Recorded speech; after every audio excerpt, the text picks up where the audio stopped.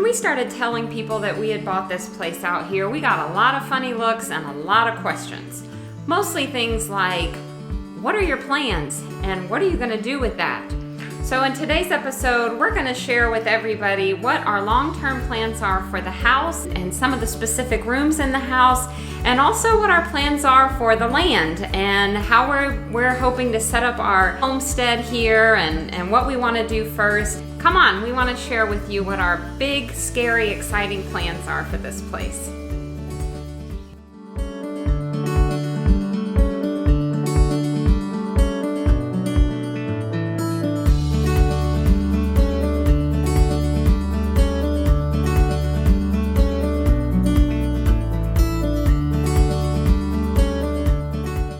As far as the long-term plans for the house goes, we do plan to live here full-time, to move out of the city to the country and live out here.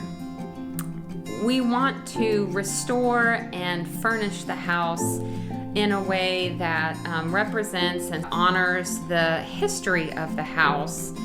We also want it to be comfortable enough that you just want to hang out and be here. However, when we have guests come and visit, we want them to feel like they're stepping back in time for a little bit. We want them to have a sense of how this might have been in the time period that this house was built. So in all the bedrooms, I intend to put a washstand, chamber pot, maybe a copper bed warmer pan by the fireplaces, even though they're not working and they can't use them, just to give that sense of being in a different time period in history. So we're looking forward to that, and who knows what brave souls might actually use the chamber pot in the middle of the night. One of the things we learned pretty quick when we started looking into old houses was the difference between renovation, restoration, and preservation. And we're we'd love to be purists, but we're also realists. And so we are kind of doing a mix of three. But the only places that we're really looking at renovation is where it's not going to affect the integrity of the original house at all.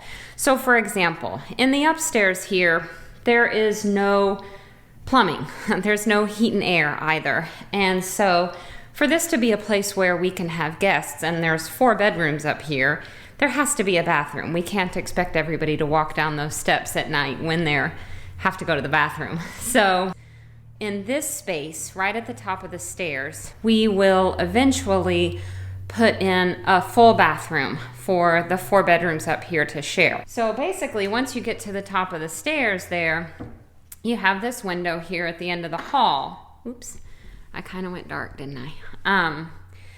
And outside of there, on the first floor is the back porch. And so eventually we want to build on top of that back porch a full bathroom. So instead of this beautiful window, there will be a door there to the full bathroom for the 4 rooms to share. Now, in these bedrooms that are up here, we want to preserve as much of this as possible. In fact, in most of the rooms, I'm really not even very interested in completely refinishing the floors. And I feel better about that when I visit sites like Williamsburg. They leave their floors the way they were built, with the raw wood there. And that's really what I'm interested in. This is the only room up here that was painted, and I'm actually really glad we have at least one up here. I really don't want to paint the wood that has been left unpainted in the house, because I feel like I would be doing a disservice to the preservation of this house by being the one that painted over almost 200-year-old wood walls.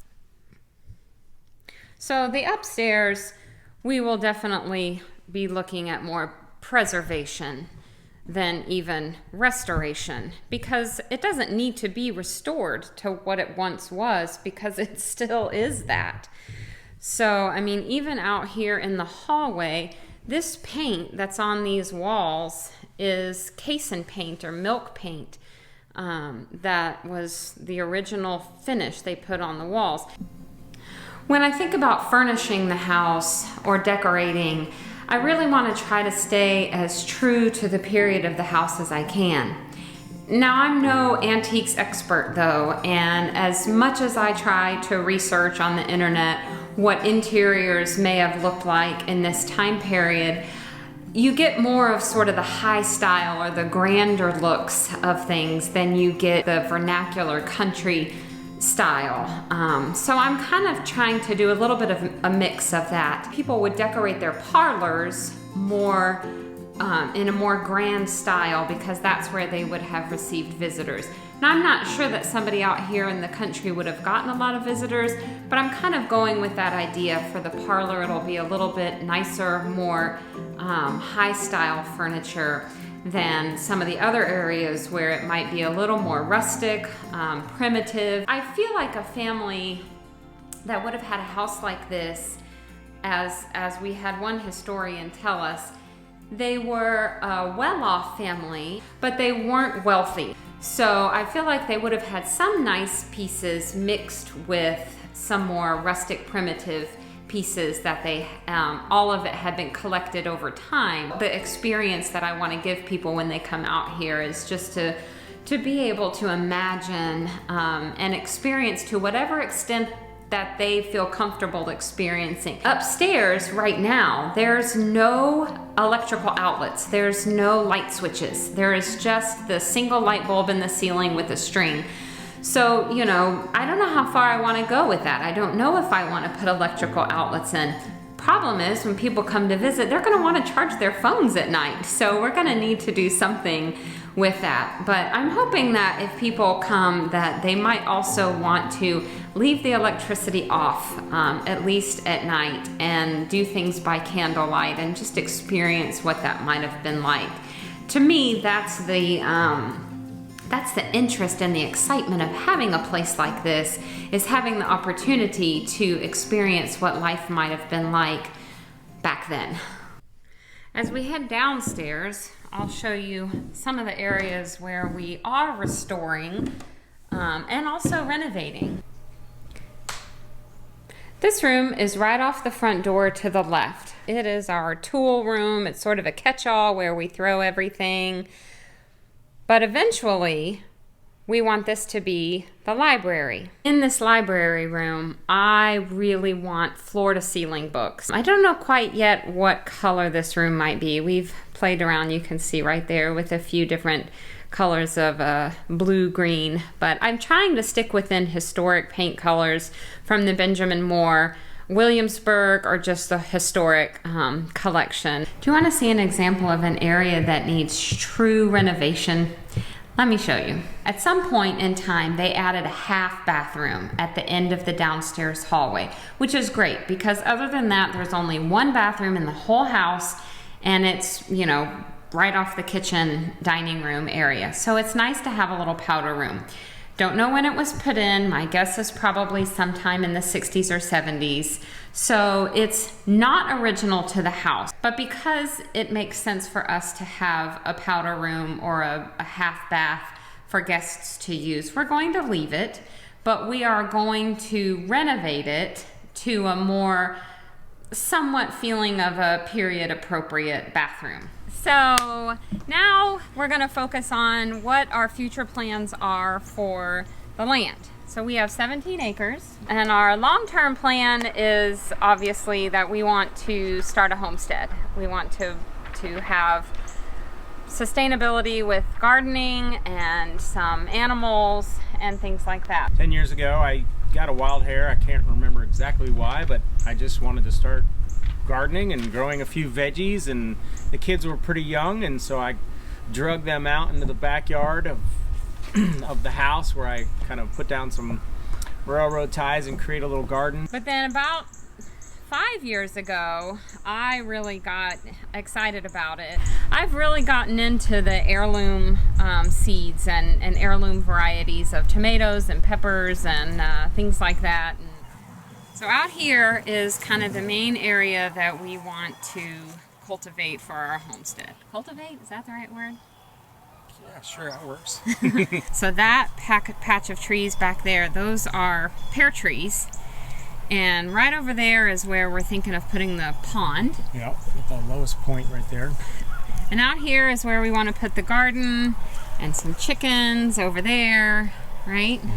We don't quite know yet where we want the barn. And I don't know if you can see, right up there is where we planted some fruit trees. That's where we're going to start our orchard.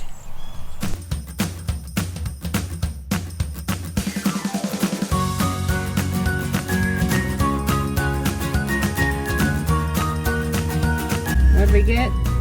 2 Fuji's, 2 Granny Smith, 1 Honeycrisp, And 2 pears, a Florida something. peaches. And mulberry. Mulberry to Help keep the birds off. away.